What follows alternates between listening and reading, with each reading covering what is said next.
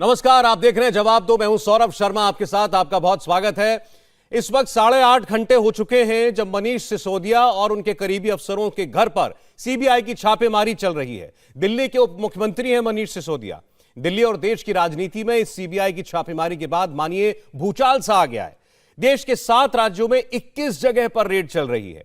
BJP इसे भ्रष्टाचार विरोधी अभियान बता रही है। आम आदमी पार्टी इसे शुद्ध राजनीतिक साजिश करार दे रही है।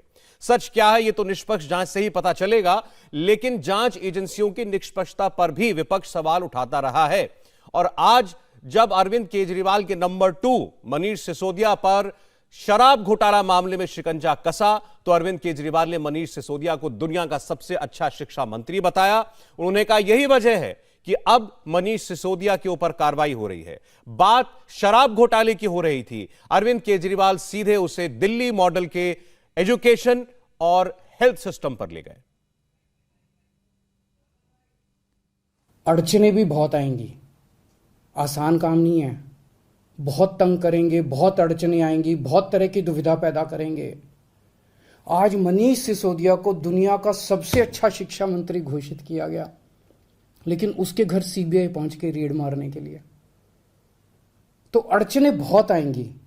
पिछले 7 साल में भी कोई आसान काम नहीं था न्यूयॉर्क टाइम्स के फ्रंट पेज पे आना और दिल्ली के अंदर शिक्षा क्रांति करना। पिछले 7 साल में भी मनीष जी के ऊपर न जाने कितनी बार रेड हुई है। ये पहली रेड नहीं है, पहले भी कई बार रेड कर चुके, कई झूठे केस कर चुके मनीष जी के ऊपर। मेरे ऊपर कई बार रेड कर चुके, सतिंदर जैन पे, कैलाश गहलोत पे, हमारे कितने लोगों पे ये लोग रेड कर चुके, कुछ नहीं मिला। न्यूयॉर्क टाइम्स के फ्रंट पेज पर खबर छपना और दिल्ली के अंदर शिक्षा क्रांति करना, पिछले 60 साल में भी मनीष सिसोदिया के ऊपर पिछले 60 सालों में भी ऐसा नहीं हुआ। और ये मनीष सिसोदिया के ऊपर जो रेड हुई है, ये पहली रेड नहीं है, ये अरविंद केजरीवाल ने कहा। दरअसल दिल्ली में 144 करोड़ के शराब घोटाले का मामला सामने आया है। आरोप यह है कि मनीष सिसोदिया ने गलत तरीके से कुछ लाइसेंसधारियों को फायदा पहुंचाया, करोड़ों रुपए का। बीजेपी कह रही है 144 करोड़ रुपए का नुकसान दिल्ली सरकार को हुआ, दिल्ली के खजाने को हुआ। सवाल तब ज्यादा तीखे हो गए जब घोटाले की जांच के आदेश के बाद आनन फानन में अरविंद केजरीवाल सरकार ने अपनी नई लिकर पॉलिसी को बदल डाला। केजरीवाल सरकार 2 मॉडल्स की चर्चा करती है, स्वास्थ्य मॉडल और शिक्षा मॉडल। स्वास्थ्य मंत्री सत्येंद्र जैन पहले से जेल में है, मई महीने से, और शिक्षा मंत्री मनीष सिसोदिया पर किसी भी वक्त गिरफ्तारी की तलवार लटक रही है। इस पर आज बीजेपी ने मनीष सिसोदिया को एक खुला ऑफर भी दे डाला। ये केवल ट्रेलर है, पूरी पिक्चर आना अभी बाकी है। और जब पिक्चर आएगी तो देश का बच्चा बच्चा ये कहेगा कि अरविंद केजरीवाल की सरकार और ये सारे लोग कट्टर ईमानदार नहीं हैं, ये सारे लोग एक नंबर के कट्टर भ्रष्ट लोग हैं। कि एक मंत्री जेल में है जिसको हाईकोर्ट ने प्रथम दृष्टया दोषी ठहराया है, उसको अभी तक अरविंद केजरीवाल ने हटाया नहीं है। क्यों नहीं हटाया? क्योंकि अगर अरविंद केजरीवाल ने सत्येंद्र जैन को हटा दिया, मनीष सिसोदिया को हटा दिया, तो वो दोनों के दोनों सारे राज उगल देंगे। मेरी मनीष सिसोदिया को फ्रेंडली एडवाइस है कि आप सत्येंद्र जैन की हालत देख लो। बेचारा आज बोल भी नहीं पा रहा है, ठीक से चल भी नहीं पा रहा है। और या तो मनीष सिसोदिया सरकारी गवाह अगर बन जाते हैं तो मैं अपनी सरकार से कोशिश करूंगा कि उनकी सजा थोड़ी कम हो जाए। तो आप देख रहे हैं इस वक्त बीजेपी हमलावर है और 8.5 घंटे से ये जो रेड है वो भी इस वक्त चल रही है। अब सवाल ये है कि इस रेड से हासिल कुछ होगा या नहीं होगा, क्योंकि आम आदमी पार्टी लगातार ये कहती रही है कि इससे पहले भी बहुत बार कई नेताओं के ऊपर ऐसे घोटालों के आरोप लगाकर बीजेपी ने रेड करवाई है, लेकिन निकला कुछ नहीं। बहरहाल इस वक्त हमारे साथ सौरभ भारद्वाज जी जुड़ रहे हैं, आम आदमी पार्टी के विधायक हैं, और थोड़ी देर में मनोज तिवारी जी भी हमारे साथ जुड़ने जा रहे हैं, जो कि सांसद हैं भारतीय जनता पार्टी के। सौरभ भारद्वाज जी, देखें घंटों बीत चुके हैं और लगातार बीजेपी ये कह रही है कि इस घोटाले में जेल जाने से मनीष सिसोदिया को कोई नहीं बचा सकता। हमने कई बीजेपी के नेताओं से बात की, उनका कहना है कि घोटाला कम से कम 500 करोड़ रुपए का है, 144 करोड़ रुपए का तो स्पष्ट दिखाई दे रहा है। देखिए, ऐसा है कि जब जांच एजेंसी के ऊपर बात छोड़ी जाती है तो पहले जांच होती है, फिर तय होता है कि घोटाला कितने का है, फिर ये पता चलता है कि आरोपी कौन है, सजा किसको दी जाएगी। ये तो ऐसा मामला है जिसकी पटकथा भारतीय जनता पार्टी और प्रधानमंत्री कार्यालय में लिखी जाती है। तो इसलिए पहले ये तय किया जाता है कि घोटाला कितने का है, ये तय किया जाता है कि ये घोटाला मनीष सिसोदिया ने किया है। उसके बाद जांच की जाती है और ढूंढा जाता है कि चलिए अब इस घोटाले को साबित कैसे किया जाए। ये तो पूरी की पूरी जो सीआरपीसी है, क्रिमिनल प्रोसीजर कोड है, उसको पलट के रख दिया है भारतीय जनता पार्टी ने। और ऊपर से भारतीय जनता पार्टी के लोग धमकी क्या दे रहे हैं, देखिए ना, खुली धमकी है कि आप सरकारी गवाह बन के अरविंद केजरीवाल के बारे में कोई झूठी गवाही दे दीजिए, हम आपको बचा लेंगे। यही कह के तो अलग अलग राज्यों के अंदर सरकारें गिराई गई हैं, यही कह के तो अलग अलग राज्यों में विधायकों के ऊपर दबाव बनाए गए हैं।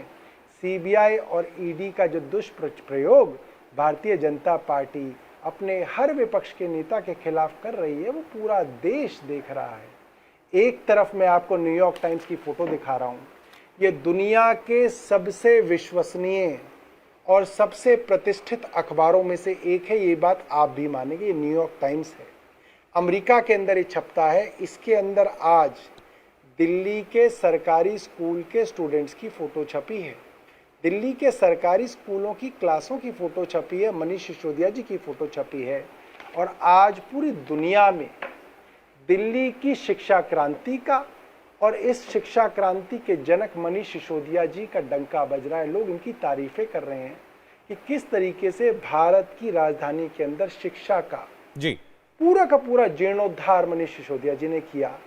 आज दुनिया के हर कोने में रह रहे भारतवासी को इस बात पे गर्व हो रहा है कि जिन अखबारों में, विदेशी अखबारों में दिल्ली के बारे में, देश के बारे में बेरोजगारी की खबरें छपा करती थी, गरीबी की खबरें छपा करती थी, सरकार की समस्याओं की खबर छपा करती थी, आज उस न्यूयॉर्क टाइम्स में हमारी तारीफों की खबर छपी है। और भारतीय जनता पार्टी क्या कर रही है, उस मनीष सिसोदिया को भ्रष्टाचारी साबित करने के लिए दिन में 5-5 प्रेस कॉन्फ्रेंस कर रही है।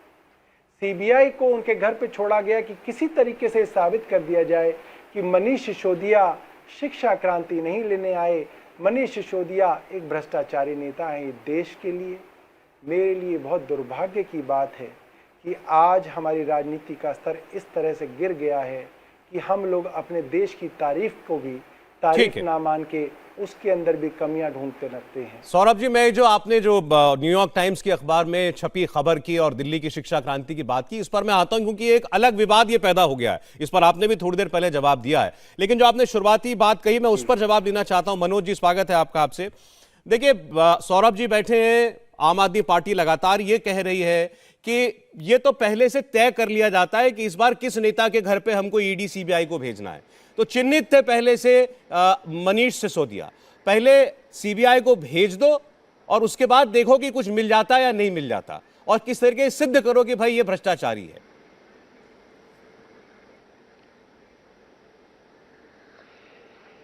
सौरभ जी, अगर इस तरह की बातें सौरभ जी करते हैं तो शायद वो, सौरभ भारद्वाज जी, तो शायद वो कुछ तथ्य को छुपा रहे हैं।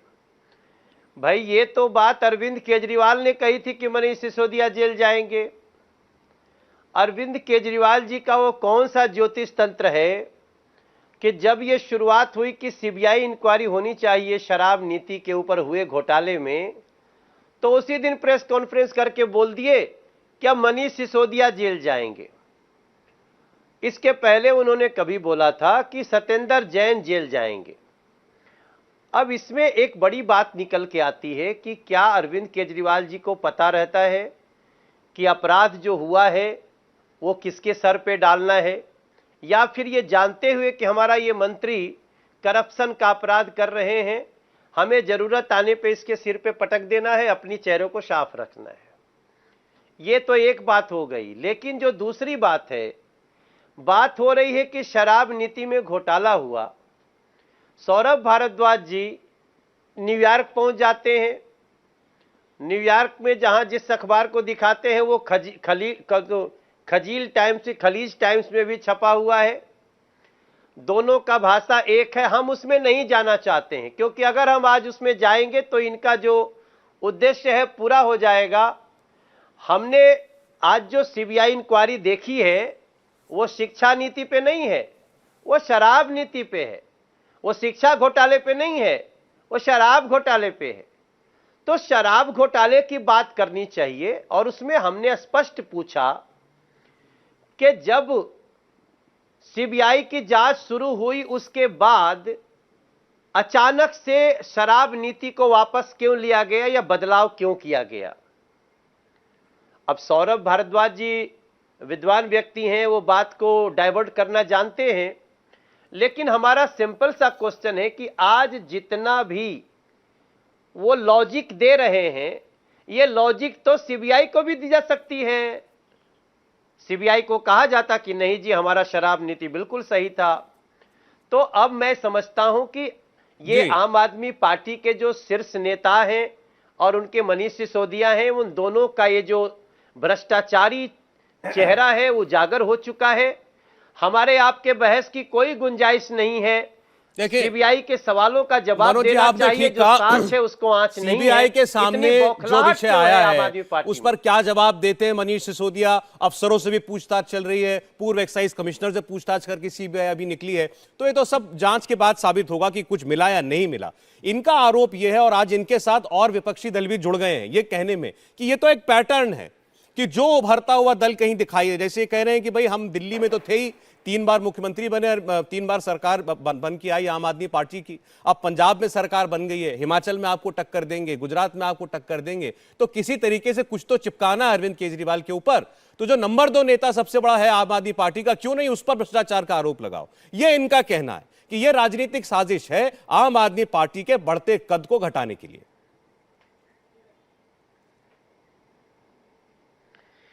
मैं पूछना चाहता हूं कि पिछले जो 8 साल में दिल्ली में चुनाव हुए उसमें कितने चुनाव जीती है आम आदमी पार्टी? क्या 2014 का चुनाव जीती थी? क्या 2017 का चुनाव जीती थी? क्या 2013 का चुनाव जीती थी? क्या 2019 का चुनाव जीती थी? हमारी आंखों के सामने 6 चुनाव हुए हैं, उसमें 4 तो बीजेपी जीती है। तो आपको अहंकार किस बात का है, किस बात का घमंड है? अभी जो ये गिना रहे 3 बार जीते, ये 2 ही बार जीते हैं, और ये 70 में 67 सीट लेके जीते थे। तो 2 साल बाद 2017 में दिल्ली की जनता ने क्यों इनको बुरी तरह हार देकर के एमसीडी में भेजा? क्यों भेजा? तो आप ये अहंकार मत करिए। और दूसरी बात, आप कितना आगे बढ़ रहे हैं ये तो पंजाब का चुनाव भी बताता है। मुख्यमंत्री अपने क्षेत्र का चुनाव हार गए, फिर भी हम उसमें नहीं जाना चाहते हैं। अगर आप कहीं बढ़ भी रहे होंगे तो क्या आपको लूट करने की छूट दे दी जाए? ठीक है, क्या आपको करप्शन करने की छूट दी जाए? ये हमारा सवाल है। ठीक है, सौरभ भारद्वाज जी जवाब दें। देखिए, सबसे पहले तो जो झूठ भारतीय जनता पार्टी के सांसद मनोज जी के अलावा प्रचार कर रहे हैं उसका मैं थोड़ा सा आपको पर्दाफाश कर दूं। ये 2 खबरें हैं, एक न्यूयॉर्क टाइम्स की खबर है, एक खलीज टाइम्स की खबर है। दोनों खबरों के अंदर अगर आप देखें तो जो लेखक है, जो रिपोर्टर है, वो एक ही है, एक ही नाम से दोनों रिपोर्ट छपी हैं। और जो खलीज टाइम्स है, जो यूएई के अंदर एक अखबार छपता है, उसने इस न्यूज़ के नीचे लिखा है कर्टसी न्यूयॉर्क टाइम्स, यानी कि ये खबर हमने न्यूयॉर्क टाइम्स से उठाई है। तो ये बात तो अब स्पष्ट हो जाती है, जैसे एएनआई एक एजेंसी है, पीटीआई एक एजेंसी है। पीटीआई की खबर होती है, वो कई खबर अखबारों के अंदर छपती है, नीचे लिख दिया जाता है पीटीआई से खबर है। कई अखबार एक दूसरे के साथ जुड़े हुए होते हैं, इंटरनेशनल अखबार हैं, एक दूसरे से खबरों को सोर्स करते हैं, उनके करार होते हैं। अब एक खबर न्यूयॉर्क टाइम्स दुनिया की सबसे प्रतिष्ठित अखबार के अंदर छपती है, और भारतीय जनता पार्टी को जहां इस बात पे गर्व होना चाहिए था कि दिल्ली की बच्चों की शिक्षा की खबर छपी है, उस पे तारीफ करें। इन्होंने क्या कहा कि पेड न्यूज छपवाई है। एक खबर 2 अखबारों में छप गई इसलिए पेड न्यूज है। मैं मनोज तिवारी जी से जानना चाहता हूं, इनकी पार्टी तो दुनिया की सबसे अमीर पार्टी है। नोटबंदी के समय में लोगों के पास पैसे नहीं थे, इनकी पार्टी ने सारे डिस्ट्रिक्ट्स के अंदर कैश से जी डिस्ट्रिक्ट ऑफिस खरीद के बना लिए। अब तो इनके पास हर जगह ऑफिस है, इनके पास कोई पैसों की कमी नहीं। आप क्यों नहीं पेड न्यूज कल छपवा लेते? कल आप प्रधानमंत्री जी की खबर छपवा लीजिए न्यूयॉर्क टाइम्स के अंदर फ्रंट पेज पे, छपवा के तो दिखाइए। सौरभ जी चलिए ठीक है, ये विषय क्योंकि आज उठ गया था, इन्होंने उठाया था, आपने उसका जवाब पहले भी दिया, अभी भी दे दिया। सवाल ये नहीं है, सवाल ये कह रहे हैं और सवाल मैं भी मानता हूं वाजिब है। एक सेकंड सौरभ जी, सवाल है शराब घोटाले का। आप कहें कि शिक्षा, वो दुनिया के सबसे बड़े अच्छे शिक्षा मंत्री हैं, ठीक है, आप दावा कीजिए, अखबार में खबर छप गई, अगर अच्छी खबर है तो बहुत बहुत बधाई आपको, देश के लिए अच्छी बात है। लेकिन वो शिक्षा मंत्री होने के साथ साथ आबकारी मंत्री भी हैं, और घोटाले का जो आरोप है वो शराब घोटाले का है, शिक्षा मंत्रालय घोटाले का नहीं है। अब जो शराब घोटाले की बात पे मैं आ जाता हूं, जिसको ये घोटाला कह रहे हैं, ये पॉलिसी 2021 की जून के अंदर बनाई गई, भारतीय जनता पार्टी की केंद्र सरकार द्वारा लगाए गए एलजी साहब के पास भेजी गई। एलजी साहब ने इसके अंदर कुछ सुझाव दिए, वो सुझाव इंक्लूड करके दोबारा भेजी गई। एलजी साहब ने वो पॉलिसी पास कर दी, उन्होंने खुद हस्ताक्षर किए, उनके ऑफिस ने इस पॉलिसी को नोटिफाई किया। अगर इस पॉलिसी के अंदर भ्रष्टाचार था, भ्रष्टाचार की नियत थी, भ्रष्टाचार करने के लिए ये पॉलिसी बनी थी, ये पॉलिसी इतनी जनता विरोधी थी, तो मैं पूछना चाहता हूं केंद्र सरकार द्वारा लगाए गए एलजी साहब ने क्यों पास कर दी? कई पॉलिसियां उन्होंने हमारी रोक दी, घर घर राशन की पॉलिसी उन्होंने हमारी रोक दी, मोहल्ला क्लिनिक की पॉलिसी उन्होंने हमारी रोकी रखी, सीसीटीवी लगाने की पॉलिसी उन्होंने हमारी पास नहीं करी। वो तो सब पॉलिसी के ऊपर टांग अड़ाते थे। अगर ये पॉलिसी इतनी खराब थी, जनता के विरोध में थी, तो भारतीय जनता पार्टी के एलजी ने इस पॉलिसी को पास क्यों कर दिया? मैं जवाब ले रहा हूं, ठीक है। दूसरी बात, इस पॉलिसी के साथ गड़बड़ क्या हुई, ये बात भी आप समझिएगा। पॉलिसी ये थी कि दिल्ली के सब वार्ड्स के अंदर बराबर वाइन शॉप्स खोली जाएंगी। दिल्ली के अंदर 849 वाइन शॉप्स पहले थी, बाद में भी 849 वाइन शॉप रहेंगी। पहले वो वाइन शॉप लगभग दिल्ली के 60% एरिया के अंदर थी, किसी किसी मॉल में तो 18 दुकानें थी शराब की। पॉलिसी के अंदर ये था कि जिन इलाकों के अंदर वाइन शॉप्स नहीं है, यानी कि करीब 40% दिल्ली के अंदर, वहां पर नकली हरियाणा की शराब बेची जाती है, वहां पे दिल्ली सरकार को कोई एक्साइज ड्यूटी नहीं मिलती, ताकि एक्साइज पेड शराब ही वहां पे बिक सके, वहां पे सरकार द्वारा लाइसेंस दी हुई दुकानों को खुला जाए, जो एलजी ने पास की। उसके टेंडर हो गए, 9,500 करोड़ रुपए की बोलियां लग के लोगों ने उसके लाइसेंस ले लिए। 9,500 करोड़ रुपए के रेवेन्यू को जमा कराने का टेंडर हुआ और 25% उसका उन्होंने जमा करा दिया कि हम साल में 9,500 रुपए सरकार को देंगे, 25% जमा करा दिया। 17 नवंबर को दुकानें खुलनी थी, लोगों ने दुकानें किराए पे ले ली, लोगों ने दुकानों में माल भर लिया। 17 तारीख से 2 दिन पहले भारतीय जनता पार्टी के एलजी ने कहा कि नहीं, अब ये पॉलिसी जो है मैं बदल रहा हूं, अब 40% इलाके के अंदर शराब की दुकानें नहीं खुल सकती। 2 दिन पहले वो सारे के सारे लाइसेंसीज कोर्ट गए, उन्होंने कहा सरकार ने हमारे साथ धोखा किया। सरकार ने कहा कि धोखा हमने नहीं किया, एलजी ने किया। एलजी ने 2 दिन पहले पॉलिसी बदल दी, पता नहीं किस शराब माफिया को फायदा पहुंचाने के लिए पॉलिसी बदल दी। कोर्ट में लाइसेंसीज ने कहा साहब हमारे को तो 100% एरिया का वादा किया गया था, 40% आपने काट दिया, हम फीस क्यों दें? कोर्ट ने दिल्ली सरकार को डांट लगाई और कोर्ट ने कहा कि ये फीस अब आपको कम करनी पड़ेगी, आप कम कीजिए। दिल्ली सरकार ने कई तारीखें मांगी, कई तारीखों के बाद भी कोर्ट ने हमारी बात नहीं मानी। कोर्ट ने कहा कि आप इनकी फीस वापस कीजिए, और हमको उनकी 30% फीस माफी करनी पड़ी, वापस देनी पड़ी, हाईकोर्ट के कहने पे देनी पड़ी।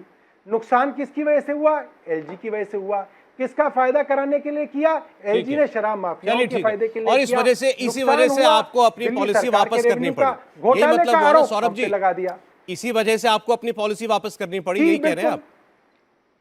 जी अच्छा ठीक है, जवाब दे मनोज जी। 2 प्रश्न इनके, एक सवाल और एक आरोप है। पॉलिसी में गड़बड़ थी, एलजी ने पास क्यों की? और आरोप यह है कि एलजी साहब की वजह से दिल्ली का नुकसान हुआ, जिस पॉलिसी से 9,500 करोड़ रुपया दिल्ली की सरकार को मिलता, वो पैसा वापस करना पड़ा।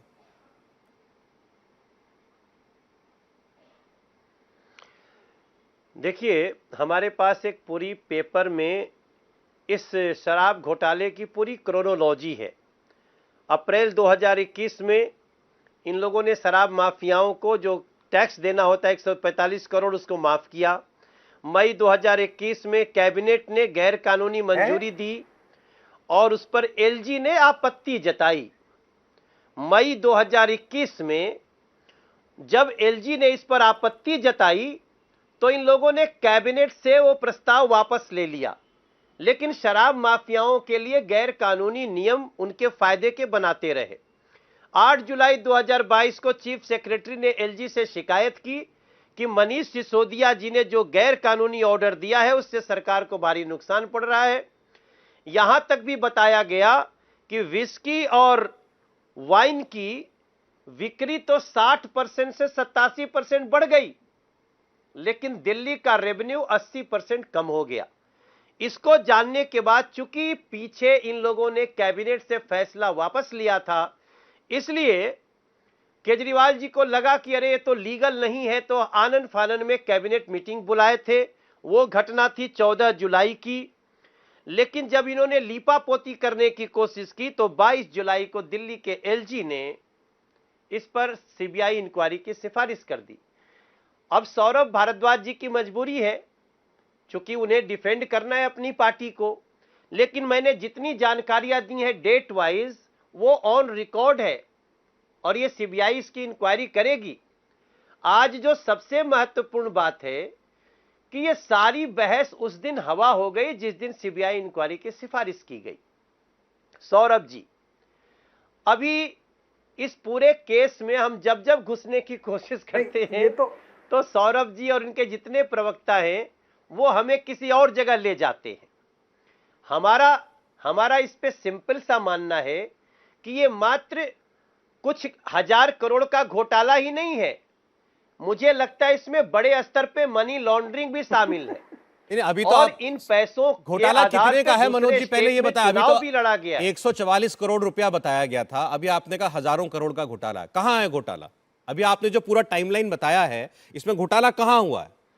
देखिए, हां बताता हूं आपको कि ये जब चीफ सेक्रेटरी ने 8 जुलाई 2022 को जब ये एक सेकेंड जी 8 जुलाई 2022 को जब दिल्ली चीफ सेक्रेटरी ने एलजी से शिकायत की तो उन्होंने यह भी बताया है कि इन लोगों के अनुसार इस शराब नीति से 2000 करोड़ रुपए का फायदा होगा, ऐसा बता रहे हैं, जबकि इस नीति से कम 10,000 करोड़ का बेनिफिट दिल्ली सरकार को होना चाहिए और इसमें 8,000 करोड़ का फर्क है। सीबीआई की इंक्वायरी तो इसी पे होनी है कि आपने जो फायदा दिखाया जो हुआ नहीं, लेकिन आपने 8,000 करोड़ रुपए। इसमें सौरभ जी हंसेंगे क्योंकि जब कोई सही बात पकड़ में आती है तो हंस करके उसको निकाला जाता है। अच्छी बात है, आप हंसिए, लेकिन इसमें कोई दो राय नहीं कि ये तो जो अभी जो 145 करोड़ का जो छूट दिया वो तो छोटी सी बात है। इसके पीछे कम से कम 8,000 से 12,000 करोड़ का हमारे दिल्ली के खजाने की लूट हुई है, दिल्ली के टैक्स पेयर्स की, और इसकी पुकार करी है दिल्ली की महिलाओं ने, दिल्ली के बच्चों ने। क्योंकि आप सोचिए, अब सौरभ जी इसका क्या जवाब देंगे? आप हंस रहे हैं, 21 साल उम्र होती है शराब पीने की, आपने 18 साल कर दिया। जी ठीक है, कौन सी शिक्षा है जो शराब? अच्छा चलिए, अभी घोटाले पर रहते हैं तिवारी जी। अभी आपने बोला कि ये तो 8,000 से 12,000 करोड़ रुपए का घोटाला है और ये लगातार हंस रहे थे आपकी बात पर सौरभ भारद्वाज। क्यों हंस रहे हैं आप सौरभ? 8,000 से 12,000 करोड़ के बीच का ये घोटाला है सौरभ भारद्वाज। अच्छा, मैं जो है मनोज जी से ये गुजारिश करूंगा कि जब घर जाएं तो इस अपने वीडियो को दोबारा चला के देखें। मैं इसलिए हंस रहा था कि मनोज तिवारी जी पूरी क्रोनोलॉजी जो बता रहे थे वो पूरा गलत बता रहे थे। उसका मैं एक उदाहरण देता हूं। इन्होंने शुरू किया अप्रैल 2021 से, चाहे तो रिकॉर्ड करके देख लीजिएगा। इनको अप्रैल 2021 का मैं बताऊं, ये पॉलिसी जो है इंप्लीमेंट ही नवंबर 2021 में हुई है। ये पता नहीं कहां अप्रैल 21 में पहुंच गए।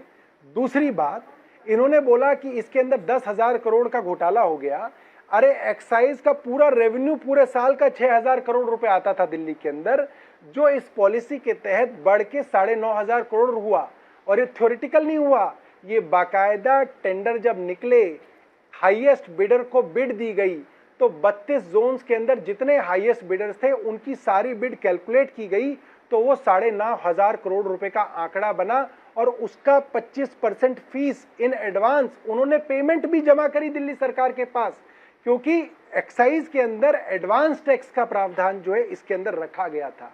अब इनको पूरा का पूरा एंड तक इन्होंने बता दिया।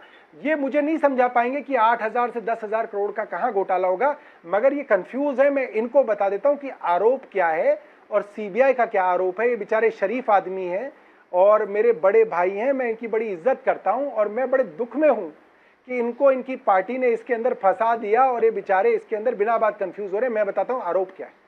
आरोप ये है सौरभ जी, सीबीआई कहती है कि हमने कोरोना के समय में अपने लाइसेंसीज को, रिटेल लाइसेंसीज को जो कंसेशन दिया 144 करोड़ का, उसमें भ्रष्टाचार हो गया, वो कंसेशन नहीं देना चाहिए था।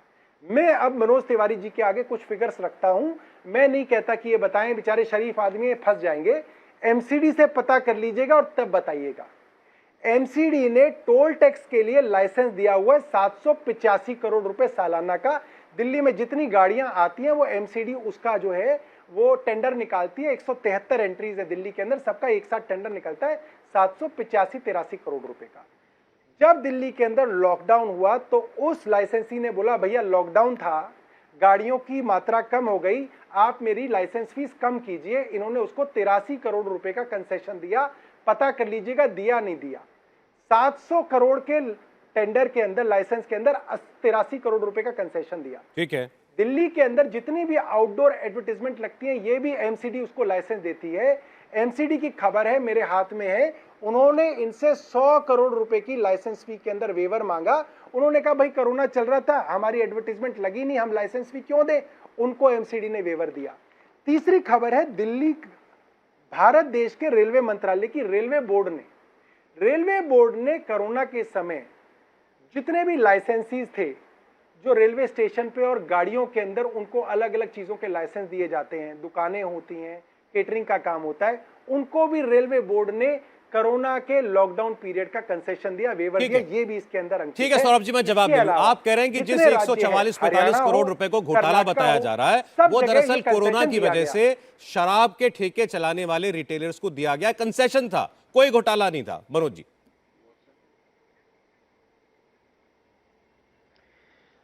देखिए, सौरभ जी ने आज बड़ी स्पष्ट रूप से बता दिया और सुनने वाले बिना मेरी बात सुने समझ सकते हैं कि 145 करोड़ का घोटाला हुआ। ये 145 करोड़ शराब व्यापार करने की फीस थी, शुरुआत करने की फीस थी, जो टैक्स देने के बाद ही कर सकते हैं। 9,500 करोड़ रुपए और जो ये बात कर रहे हैं कि गाड़ी नहीं चली, अरे 9,500 करोड़ फीस थी। Let me complete. देखो आपने देखो, मैं बीच में नहीं बोल रहा हूं ना। देखो, आप दोनों तरह से युद्ध हमारे ऊपर कर रहे हैं। एक छोड़ दीजिए, कोई बात नहीं, मुझे पता है आप वाकपटु हैं, आप अपनी बात बहुत अच्छे से रख लेते हैं। सौरभ जी ने कहा कि 145 करोड़ रुपया ऐसे हमने माफ किया जैसे एमसीडी ने गाड़ी नहीं आने से टोल का कुछ पैसा माफ किया होगा। अब आप स्वयं सोचिए, चल रहे टोल में गाड़ी न चलना लॉकडाउन में एक अलग बात है, उसका जो शुल्क आना अलग बात है, और बिजनेस शुरू करने के लिए फीस जमा करना है, वही फीस माफ कर दिया। दोनों में आप स्वयं डिसाइड करिए कौन सा भ्रष्टाचार है। और मैं आज इस डिबेट में यह भी बताना चाहता हूं कि जैसे आपने कहा ना 9,500 करोड़, आप तो कह ही रहे हैं, हमारे कहने पे हंस रहे हैं। आप जो कह रहे हैं वो 9,500 करोड़ का आंकड़ा है। मेरा अनुमान है और हमें जो अपनी स्टडी से पता चला है कि कम से कम 8,000 से 12,000 करोड़ का इस शराब घोटाले में दिल्ली सरकार के खजाने का नुकसान हुआ है और उसी की सीबीआई इंक्वायरी कर रही है। कहां गया, कैसे गया, मनी लॉन्ड्रिंग से गया, कैसे आएगा। लेकिन इतना जरूर है सौरभ भारद्वाज जी, हम आप चाहे जितना बहस करें, कानून अपना काम करेगा। अभी लाल किले की प्राचीर से भी बातें हुई हैं कि जो लोग करप्शन कर रहे हैं उनको कानून की जद में भी आएंगे और लूट का पैसा भी जमा करना पड़ेगा। जी, इसमें ठीक। कोई बच नहीं सकता, ऐसा अच्छा। देश का कानून है। एक विषय और जो आज आरोप लगाया गया, मैं वो पूछना चाहता हूं सौरभ जी आपसे। ये बीजेपी के लोग ये पूछ रहे हैं आपसे कि ये देश में पहला केवल 2 राज्य ऐसे हैं जहां पर जो होलसेलर होता है, शराब विक्रेता जो होता है, L1 लाइसेंसी जिसको बोलते हैं, उसका जो मार्जिन है वो 2% से बढ़ा करके 12% कर दिया गया। केवल पंजाब और दिल्ली में है, कई कई जगह 1% है, कहीं कुछ भी नहीं है, और दिल्ली में 2% हुआ करता था, इसको 12% कर दिया। आप क्यों एक शराब के थोक विक्रेता को इतना बड़ा मार्जिन जो है वो देना चाहते हैं? इसमें उनका इल्जाम ये साफ साफ है कि उसके जरिए किकबैक मिल रहा था आम आदमी पार्टी को, कैश में करोड़ों रुपया आम आदमी पार्टी को मिलता था, इसीलिए यह मार्जिन मनी दिया जा रहा था। अब मैं आपको इसका भी बताता हूँ। देखिए, पहली बात ये कि डिस्ट्रीब्यूटर, मैन्युफैक्चरर, रिटेलर कितना मार्जिन लेगा, हमारी एक्साइज पॉलिसी इससे कहीं ज़्यादा आगे निकल गई। क्यों निकल गई, मैं आपको बताता हूँ क्या हुआ। पहले क्या होता था, अगर 100 रुपये की वाइन बिकती थी तो उस पर रिटेलर का मार्जिन होता था, डिस्ट्रीब्यूटर का मार्जिन होता था, और सरकार का उसके ऊपर एक्साइज ड्यूटी होती थी, मान लीजिए 60 रुपये। 100 रुपये का प्रोडक्ट बिचा, 60 रुपये सरकार को मिलते थे। और ये सरकार का तरीका होता था कि कितनी बोतल बिकी उसके हिसाब से कितने का माल बिका, उसके ऊपर 60% के हिसाब से सरकार एक्साइज लेती थी। इस नई पॉलिसी में हमने क्या कहा कि भैया हमें नहीं गिननी कि तुम कितनी बोतल बेच रहे हो, कहाँ से बोतल ला रहे हो, कहाँ जा रही है, किसका कितना कमीशन है, हमें इससे मतलब नहीं है। हमें आप ये बताओ, आप साल का कितना एक्साइज जमा करोगे, हमें लेना देना ही नहीं तुम्हारे परसेंटेजेस से। अब इसमें क्या हुआ सौरभ जी कि लोगों ने इसके अंदर अपनी बोलियां डाली। हाईएस्ट बोली जिसने डाली कि भाई मैं आपको 300 करोड़ रुपए साल का दूंगा, मैं क्या बेचता हूं, कितना बेचता हूं, उससे सरकार को कोई लेना देना नहीं है, मैं बस हाँ 1 नंबर की शराब बेचूंगा, मैं 2 नंबर की नहीं बेचूंगा, हमें इतना ही चाहिए था। सबने जब अपनी अपनी बोलियां डाल दी, वो फिगर बन गई 9,500 करोड़ रुपए। तो सरकार को जो रेवेन्यू में 6,000 करोड़ रुपए आने थे, जो आते रहे हैं पिछले कई सालों से, वो 9,500 करोड़ हो गए। अब सरकार का तो रेवेन्यू पक्का हो गया। अब उसके अंदर इनके मार्जिन, डिस्ट्रीब्यूटर का मार्जिन और रिटेलर का मार्जिन, ये कैसे डिवाइड कर लेते हैं, और उसमें अगर रिटेलर को कोई दिक्कत नहीं है कि डिस्ट्रीब्यूटर का मार्जिन वो बढ़ा देते हैं, तो सरकार को क्या दिक्कत हो सकती है। अब सवाल ये आता है कि क्या मार्जिन बढ़ने से डिस्ट्रीब्यूटर को ज्यादा फायदा हो गया। डिस्ट्रीब्यूशन, इसका जवाब मैं देता हूं। डिस्ट्रीब्यूटर को कितना मार्जिन मिल रहा है, ये एक्साइज पॉलिसी का हिस्सा नहीं था। जी नहीं, मैं इसका जवाब भी दे रहा हूं आपको। अब डिस्ट्रीब्यूटर का पहले क्या होता था कि लाइसेंस फीस उसकी होती थी 10 लाख रुपए, और उसको कुछ मार्जिन मिलता था, 3% 4% उनका मार्जिन होता था। वो कई सारे इंसेंटिव मिला के वो ऊपर नीचे चलता है। सब ब्रांड्स के ऊपर अलग अलग मार्जिन कंपनी देती है। कंपनी इंसेंटिव भी देती है अपने प्रोडक्ट को आगे बेचने के लिए, उसको मिला के वो 3-4% के बीच में चलता है। और उसकी फीस जो सरकार लेती थी वो 10 लाख लेती थी। सरकार ने कहा कि भैया हमें तुम्हारे परसेंटेज से लेना देना नहीं है, तुम कितना कमा रहे हो कितना नहीं कमा रहे, तुम सरकार को 10 लाख की जगह 5 करोड़ रुपए दोगे। 5 करोड़ लाइसेंस फीस हमने डिस्ट्रीब्यूटर की निर्धारित कर दी। उससे जहां पे पहले सरकार को चंद 2-4 करोड़ रुपए इकट्ठे होते थे, वो पैसा हमारा 150 दरअसल करोड़ यही इल्जाम बीजेपी के लोग लगा रहे हैं कि जब आपने डिस्ट्रीब्यूटर की फीस जो है 10 लाख से बढ़ा करके 5 करोड़ रुपया कर दी, 4 करोड़ रुपया कर दी, तो जो नॉर्मल व्यवसाय कर सकता था वो तो उस लीग से बाहर हो गया, और उसमें अपने अपने चुनिंदा लोग फिट कर दिए और उनके जरिए पैसा कमा रहे थे। मैं सौरभ जी थोड़ा सा इसमें कहना चाहता हूं, जो शराब के जो डिस्ट्रीब्यूटर है ना, ये मतलब बहुत सारे नहीं है। ये कुल मिला के मुझे लग रहा है कि दिल्ली के अंदर 10-15 लोग होंगे, और ये सब बड़े बड़े लोग हैं। क्योंकि ये जो वाइन के डिस्ट्रीब्यूटर हैं जनरली एक एक कंपनी के डिस्ट्रीब्यूटर नहीं है, इनके पास 20-20, 30-30, 40-40 ब्रांड हैं, और ये सब वो लोग हैं जिनकी कई कई हजार करोड़ की टर्नओवर है। तो सरकार ने देखा इनकी 1000 करोड़ की टर्नओवर है, ये लोग 10 लाख रुपए लगाते हैं और कोई भी स्पूरियस ब्रांड जो है दिल्ली के अंदर ले आते हैं, और फिर उस ब्रांड को पुश करने के लिए पैसा देते हैं कि इस ब्रांड को पुश करो, बड़े ब्रांड को छोड़ो, इसको पुश करो। ठीक है। उस चीज को रोकने के लिए सरकार ने इसके अंदर वो लगाया कि एक बड़ी कंपनीज आए, 5 करोड़ रुपए जमा करें और सरकार को पैसे मिल जाए अपने। मैं जरा जवाब ले लूं, मेरे पास आखिरी 2-3 मिनट है। ठीक है, हाँ मनोज जी, वो कह रहे हैं देखिए रिटेलरशिप के अंदर तो नुकसान हुआ, वो एलजी साहब की वजह से हुआ, और जो होलसेलर से, डिस्ट्रीब्यूटर से पैसा हमको मिल रहा था वो तो हमको कई गुना ज्यादा, 10 लाख का 4 करोड़ 5 करोड़ मिलने वाला था।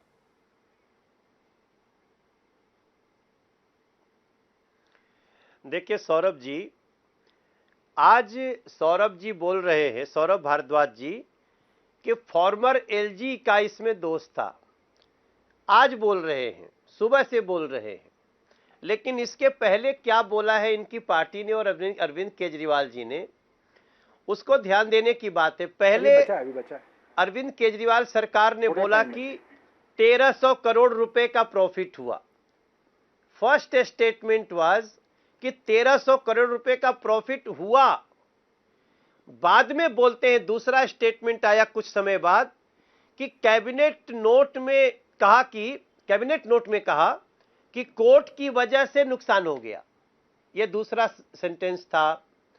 आज सौरभ भारद्वाज भाई कह रहे हैं कि फॉर्मर एलजी का दोष था, और सौरभ जी इस समय जो कह रहे हैं, जो बता रहे थे कि कैसे शराब के ठेकेदार, ये तो क्या दिल्ली को शराब के ठेकेदार चलाएंगे? दिल्ली को चलाने के लिए सरकार है ना, दिल्ली के लोगों ने चुना है सरकार को, तो ठेकेदार कैसे सरकार चला सकते हैं? तो इन चारों बातों में सौरभ भारद्वाज जी क्या है कि देखिए, सौरभ जी कई बातें साफ साफ अच्छे दिल से कर देते हैं, लेकिन जो प्रेशर है अरविंद केजरीवाल का झूठ परोसने की, उसमें फंस रहे हैं। मैं समझता हूं नहीं है भाई, 4 स्टेटमेंट आ गया। पहले 1300 करोड़ प्रॉफिट, समय दीजिए, मैं फिर फॉर्मर एलजी, सारी बातें बताता हूं। अब कहते हैं कि नुकसान हुआ था तो उसमें कोर्ट के कारण हो गया। अब कहते हैं ठेकेदार दिल्ली चलाएंगे। सत्य क्या है अब ये बता दीजिए। चलिए एक बहुत शॉर्ट पे, लेकिन सौरभ, अब मैं बता दूं, अब मैं पूरा समझा देता हूं। देखिए, मनोज जी समझना चाहते हैं और हमारे सांसद हैं, इसलिए इनको समझाना जरूरी है। समझिए, जब इनिशियली इसके टेंडर छूटे तो जो 6000 करोड़ का रेवेन्यू आता था वो 9500 करोड़ रुपए हुआ। 25% ठेकेदारों ने जमा भी कर दिया। अब सरकार के पास तो 25% फीस आ गई, 9500 करोड़ रुपए के हिसाब से आ गई। तो पहला क्वार्टर जो हुआ, जो पहली तिमाही निकली नवंबर, दिसंबर, जनवरी तक की, उसके अंदर ठेकेदारों ने तो पैसा दे दिया था। आपने उनको 100% जगह का वादा किया और एलजी साहब ने उसको 60% कर दिया, 40% कमी हो गई। वो लोग कोर्ट में चले गए। यहां कोर्ट आया। जब वो कोर्ट में चले गए तो दिल्ली सरकार ने कहा ये काम हमने नहीं किया, एलजी ने किया, हम इसको रिजॉल्व करने की कोशिश कर रहे हैं। उसमें कुछ महीने बीत गए।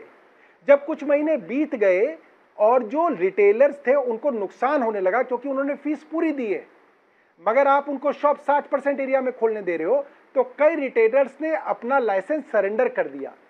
जब लोगों ने अपना लाइसेंस सरेंडर कर दिया तो पहली तिमाही में तो सरकार के पास पूरा पैसा आ गया, मगर सरेंडर करने की वजह से सरकार का वो जो रेवेन्यू था वो कम होना शुरू हो गया। और फिर कोर्ट ने जब ये फैसला कर दिया कि भाई आप इनकी 30% फीस वापस करो, तो सरकार का रेवेन्यू और कम आ गया। और उसके बाद जो सीबीआई और ईडी ने प्रेशर डाला, उसके बाद और कई रिटेलर्स अपना लाइसेंस जो है सरेंडर कर गए। उसकी वजह से सरकार का जो रेवेन्यू 9500 करोड़ था वो 4000, 3000 करोड़ करके हर महीने गिरने लगा। इसलिए उस पॉलिसी को बंद करके दोबारा से सरकार। चलें ठीक, सौरभ जी रोक रहा हूं आपको, बीच में समय इतनी अनुमति दे रहा है। मैं शुक्रिया करूंगा सौरभ भारद्वाज जी, मनोज तिवारी जी आपका। और ये ना भूलें कि इस वक्त भी रेड जारी है मनीष सिसोदिया के घर पर। सीबीआई के अफसर इस वक्त भी मौजूद हैं और वहां से क्या मिल रहा है। एक छोटी सी बात है मनोज जी, बिल्कुल समय नहीं है, बहुत शॉर्ट में अगर आप कह सकते हैं तो प्लीज। एक छोटी सी बात है। हाँ, आज देखिए सीबीआई सभी कागज देख रही है। अगर सौरभ जी ये बातें जो आज बोले हैं वो सीबीआई को ये दर्ज करवाए, दूध का दूध पानी का पानी हो जाएगा। चलें ठीक, बहुत शुक्रिया मनोज तिवारी जी आपका भी। इंडिया टीवी हर वक्त हर जगह डाउनलोड करने के लिए सर्च करें India TV news Google play store या ऐप स्टोर पर।